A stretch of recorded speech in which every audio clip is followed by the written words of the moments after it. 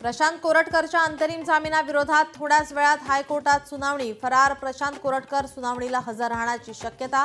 Court काय निर्णय देणार याकडे लक्ष। विधान परिषदेच्या जागेसाठी राष्ट्रवादीकडून झिशान सिद्दीकी इच्छुक। झिशानसाठी बॉलिवूडचं लॉबिंग। सलमान खानचा सुनील तटकरे आणि प्रफुल्ल पटेल यांना फोन। लोकशाही मराठीला विश्वसनीय सूत्रांची माहिती।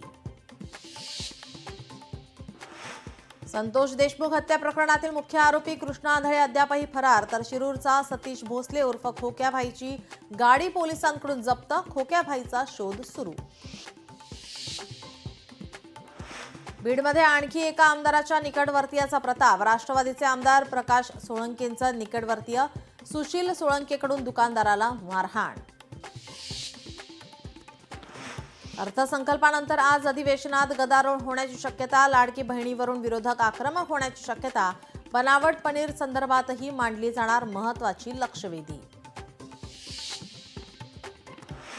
पीओपी बंदी विरोधात राज्यातले मूर्तिकार कामगार गणेश मंडळांचं परळमध्ये महासंमेलन। पीओपी बंदी उठवण्यासाठी राज्य सरकारला करणार विनंती। पेन्शनधारकांना किमान 7,500 रुपये पेन्शन द्या। शिवसेना खासदार नरेश म्हस्केंची संसदेत मागणी।